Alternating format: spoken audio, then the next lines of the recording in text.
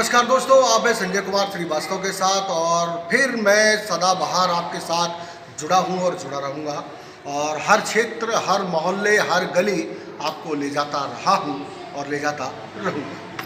तो आज इसी प्रकार हम फिर पहुँच गए धार्मिक स्थल पे, मंदिर के अंदर, जहाँ एक काफ़ी बड़ा भव्य मंदिर बना हुआ है, जो हम आपको आखिरी में दर्शन भी कराएंगे। कौन कौन से देवी देवता यहाँ विराजमान हैं। फिलहाल हमारे साथ ब्राह्मण भाई पंडित जी जुड़ चुके हैं और हम बात करेंगे कि कैसे कैसे इन्होंने संघर्ष किया और कैसे कैसे यहाँ मंदिर का कार्य संभाला और कब पूजा पाठ और कब भागवत और कब जो है यहाँ पे भंडारा वगैरह किया। तो ये बातचीत करते हैं हमारे युवा अवस्था में नौजवान पंडित जी। पहले उनसे बातचीत करेंगे, उनका परिचय आपको देंगे।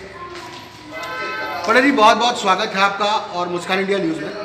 तो हमारी दर्शक आपको देख रही, तो पहले आप पूरा परिचय बताएं अपना। जी, सभी भक्तों को, श्रद्धालुओं को हनुमान जयंती का हार्दिक शुभकामनाएं। और मैं हरिओम उपाध्याय, पंडित हरिओम उपाध्याय, और इस मंदिर में हमारे पूर्वज से हमारे फादर वगैरह रहते थे। उसके बाद हम लोग यहाँ रह रहे हैं, उसके बाद हमारे बच्चे भी यहाँ पे रह रहे हैं। पंडित जी, कितना वर्ग में, कितनी बड़ी जगह में मंदिर है अपनी? जी, ये कम से कम 500-600 गज के अंदर है। 600 गज के अंदर? जी जी। तो मैंने सुना कि यहाँ पे पूजा पाठ हर तीसरे दिन, चौथे दिन वगैरह जो होती रहती है। जी, ये आपका जो होता है पर दिन यहाँ पर 250-300 बच्चे आते हैं जी, जो जयकारा लगाते हैं, जय माता दी बोलते हैं, उनको प्रसाद दिया जाता है।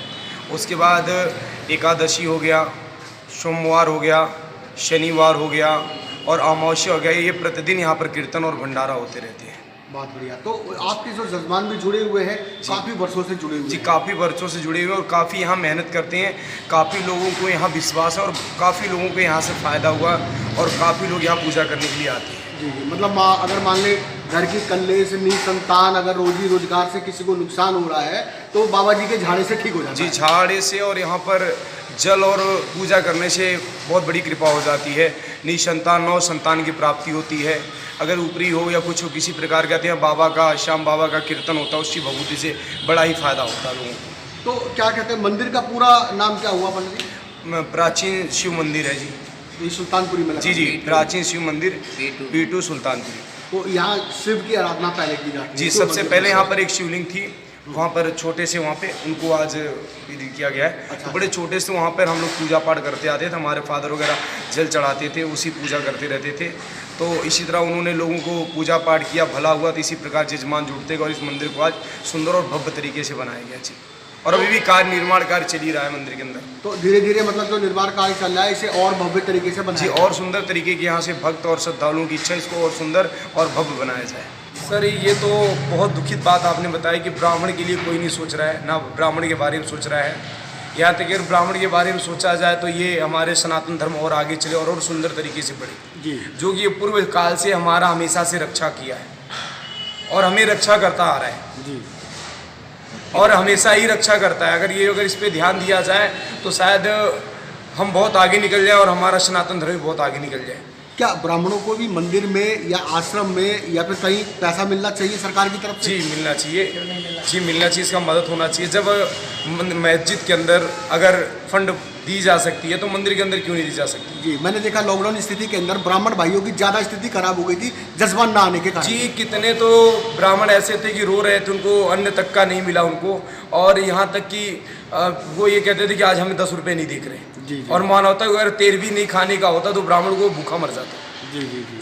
और काफ़ी ब्राह्मण रोडों पे मरे हैं जिनका कोई रोजगार नहीं था। आज भी उसका कहीं ना कहीं असर ब्राह्मण के प्रति दिखाई दे रहा है जी जी जी। ये धीरे धीरे जो है, जो अंग्रेजों का जो प्रतीत होता है ना, हम जैसे जैसे विदेशी कल्चर को लोग पकड़ रहे हैं ना, ये जैसे आपका न्यूज़ हो गया अभी, जैसे अभी हमारी योगी जी के खिलाफ में हो गए थे, कौन सी वो मूवी आई थी जी जी, ऐसे वो मूवियों को देखकर वो इस धीरे धीरे संस्कार को, सभ्यता को ख़त्म करना चाह रहे हैं जी जी। और वो मूवियाँ देखकर मैं तो कहता हूँ ऐसी मूवियों को जो हाय हेलो हाथ करके पकड़ते हैं उनको ख़त्म किया जाए, फादर वगैरह से जी जी जी। जो हमारा सनातन धर्म है, कहीं ना कहीं पिछली सरकार ने हमारे उस सनातन धर्म को ख़त्म करना चाहा जी जी जी। अब जैसे उन्होंने अभी वो हमारे भगवान के तिरंगे का, जैसे वो लाल चोला कलर का उन्होंने पहना दी, ये सब क्या है?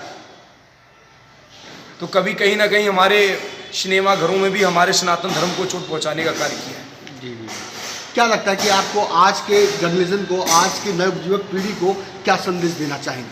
सर हम ये चाहेंगे कि हर घर में रामायण हो, हर घर में भागवत कथा हो और हर स्कूल में इसको पढ़ाया जाए, जो हमें लगे कि हमारा सनातन धर्म है क्या। क्योंकि नॉलेज होना बहुत जरूरी। जब तक हमें नॉलेज नहीं होगा, पंडित जी क्या बोल रहे हैं, इसका मतलब क्या होगा, अर्थ क्या होगा, उसका होना जरूरी। हमारे घर में क्या पूजा हो रही है, हमें हर बच्चा हर घर में होना चाहिए। हर सनातन, हर हिंदुस्तान के रहने वाले हर बच्चे को ज्ञान होना चाहिए कि इसका मतलब है क्या। आज भी अगर कहीं पूछी जाए कि भागवत कथा का क्या मतलब होता है, तो 100 में से 5% की बात कर रहा हूँ, तो वो ये कहते हैं कि भागवत कथा का मतलब ये होता है कि अगर कृष्ण भगवान की कथा चल रही है तो उनकी कथा चल रही है, रामायण की चल रही है तो उनकी चल रही है, और तीसरे की चल रही है, चौथे की चल रही है, मतलब कथा चल रही है। लेकिन कथा का अर्थात क्या है ये किसी को नहीं पता। भागवत कथा या रामायण कथा ये हमें मर्यादा और सहनशीलता, धर्म, परोपकार, हर जीव पे दया करना, हर व्यक्ति का मदद करना और अपने बड़ों का आदर करना, सभ्यता करना, ये हमें हमारा जो भी हमारा सनातन धर्म की पुस्तकें हैं ना, वो नहीं किसी की जबरदस्ती किसी को नहीं, वो ये हमें ये सिखाती कि हर व्यक्ति के ऊपर दया धर्म सिखाओ जी। दया करो, चिड़िया हर जीव पे दया करो जी जी। इसलिए हमारे हर घर के हर बच्चे के ऊपर भागवत कथा को पढ़ना बहुत जरूरी है और ज्ञान होना। हम तो ये कहते हैं हर स्कूल में भागवत कथा पढ़ाई जाए। यानी टेक्निकल सिस्टम के होने के साथ साथ लोगों को ज्ञान की तरफ और भक्ति की तरफ ध्यान देना चाहिए। सर भागवत रामायण एक ऐसी चीज़ है, ये बताइए आज विदेशों में हमारे हेलीकॉप्टर है, हमारे पास बहुत पहले विमान था, मूषक विमान, जिससे आपको पता होगा विभीषण जी ने राम जी को ले आए थे अयोध्या में जी। हम आज जो सर्च किया जा रहा है ना, वो पहले हम सर्च कर चुके हैं। हमें ध्यान रखना चाहिए हमारी संस्कृति। आप जैसे हम योगा से ओम, इसका बहुत बड़ा सारे लोग को हम कर सकते हैं जी। हमारा इंडिया के अंदर, हिंदुस्तान के अंदर सारे आयुर्वेदिक दवाइयाँ सब कुछ हमारे पास है। हम उसको कहा जाता है कि लंबी सांस लेके ओम बोला जाता है, वो बीमारी कटती है जी। तो और घंटे की ध्वनि से क्या होती है, जितने बुरे होते हैं सारा कहते हैं ना एनर्जी मिलती है घंटे। शंख बजाने से क्या होता है जी जी जी। मन प्रसन्न होता है। जोत जलाने से हमें क्या मिलती है, ये सारा सब दिया गया। जिस घर में जोत, अगर जोत दिया चला जाता है ना, तो प्रकाश, अगर कहते हैं ना बाती का घी लगा कागज में अगर आंखों में लगा लिया जाए ना, काजल जिसको हम बोलते हैं जी, तब भी हमारे आँख की दर्द खत्म हो जाती है। तो हमारे हर चीज़ में एनर्जी रखी हुई, लेकिन हमें समझने की देर है बस। ये पहले के टाइम में जो वैद और ब्राह्मण किया करते थे, वो सब घर की दवाइयाँ बनाया करते थे और घर दूनी फूनी से और जो है धार्मिक स्थलों के जाने से 100 रोग कटते थे जी जी। एक ही हाल ही एक हादसा हुआ, दर्शकों मैं आपके बीच में कह देना चाहता हूँ कि एक बुजुर्ग थे और वो बुजुर्ग जो है काफ़ी दिन से बीमार चल रहे थे। उनके जो है नाड़ी के अंदर वो थैली लगी हुई थी, बाथरूम की थैली।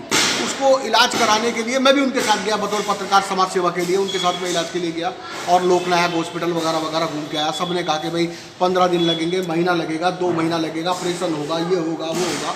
वो इत्तेफाक से मथुरा वृंदावन चले गए और मेरे साथ ही गए। वहाँ पे पूजा पाठ करके वहाँ पे 2 माला उनके गले में डाल दी। उन्होंने कहा कि तुम सिर्फ ईश्वर का ध्यान करो, वो अपने आप ही हट जाएगा। और वाकई में ऐसा ही हुआ कि 15 दिन के बाद वो नली हुई। तो देखिए मैं आपको कितना भी बीमारी हो, तुलसी का पत्ता, बेल का पत्ता, ये सब पीने से हमारी औषधि चीज़ें हैं। उन्हें तुलसी की माला डाली थी गले के अंदर। हाँ, तो वो हम क्या कहते, तुलसी का पत्ता पीने से और फायदा होता है। बेल, कितना बड़ा कैंसर हुआ हो, बेल पत्र हो गया, तुलसी का पत्ता 5 मिनट डालो, उसके बाद कितना बड़ा फर्क होता है। एक बार चेक करवाने की बात पी के देखिए आप। जी जी जी जी। ये सब औषधियाँ हैं, इसको जितना हम इस्तेमाल करते हैं। नीम के पत्ते हो गए, 36 रोग काटने की बीमारियाँ हैं, अगर हमें इस्तेमाल करने की ज़रूरत है तरीके से। ये जो हमारे कहते हैं ना कि जिस तरह हम बदलते जा रहे हैं हमारा कल्चर, जैसे हमने अभी आप जानते हो फूल का नहीं, कांच का बर्तन का पात्र हो गया। आज का अमेरिका का भी साइंस कहता है उसके अंदर पानी पीना चाहिए, उसके अंदर हमें खाना खाना चाहिए, हमें गैस की बीमारियां खत्म होगी। क्या बहुत बढ़िया। तो दर्शकों जुड़े रहिए हमारे साथ में। और जो है हमने जो है बड़ी प्यारी और बड़ी अच्छी बातें करवाई। पंडित जी बताते हैं कि देखिए घर के अंदर जो है हवन की सामग्री जलाने से, घी की जोत जलाने से, और वो जो है कुछ कागज़ का बताया इन्होंने, सुरमा लगाने से, मतलब ऐसी कई चीज़ें ऐसी हैं घर के अंदर कि जो हमें जो है अंदर शक्ति प्रदान करती है, ताकि जो बीमारी के रोग है वो दूर करती है। तो यहीं और हमारे एक बुजुर्ग पंडित जी बैठे हैं, 2 बातें इनसे भी करेंगे। पंडित जी एक बार बहुत बहुत स्वागत है आपका। धन्यवाद आपका, ये चैनल से आपको धन्यवाद तथा भक्तों को पूरी शुभकामनाएं। बोलिए सर। तो पंडित जी जो है तरह तरह के अभी नवरात्रे गए हैं और फिर हनुमान जयंती है, क्या विशेष रूप से कोई प्रबंध किया गया है उस दिन? हाँ, उस दिन हनुमान जयंती पर सुंदरकांड का पाठ अच्छा। और भक्तों का थोड़ा प्रसाद वितरण एवं थोड़ी बहुत भगवान की चर्चा, जी जी जी। कीर्तन भजन, जी। ये सब हमारे यहाँ का तो प्रोग्राम। बराबर जो है लोगों का, पब्लिक का, जजमानों का आना जाना बना रहता है। हाँ, यहाँ हमारे यहाँ बहुत दिन से जुड़े हुए जजमान हैं, यहाँ लोगों का आना जाना, यहाँ कीर्तन भजन करने वालों का, और ये अनेक तरीके से सहयोग लेने के लिए हमें उन्हें प्रेरित करना पड़ता है। आते हैं और प्रेरित होकर के कुछ न कुछ भगवान के संस्कार के रूप में या मंदिर निर्माण को खाते में थोड़ा बहुत तो दान बहुत। आप सभी देशवासियों को हार्दिक शुभकामनाएं हनुमान जयंती का और महावीर जयंती का। वो भोलेनाथ बाबा की जय। बोलिए हारे के सहारे की, वो सांचे दरबार की जय।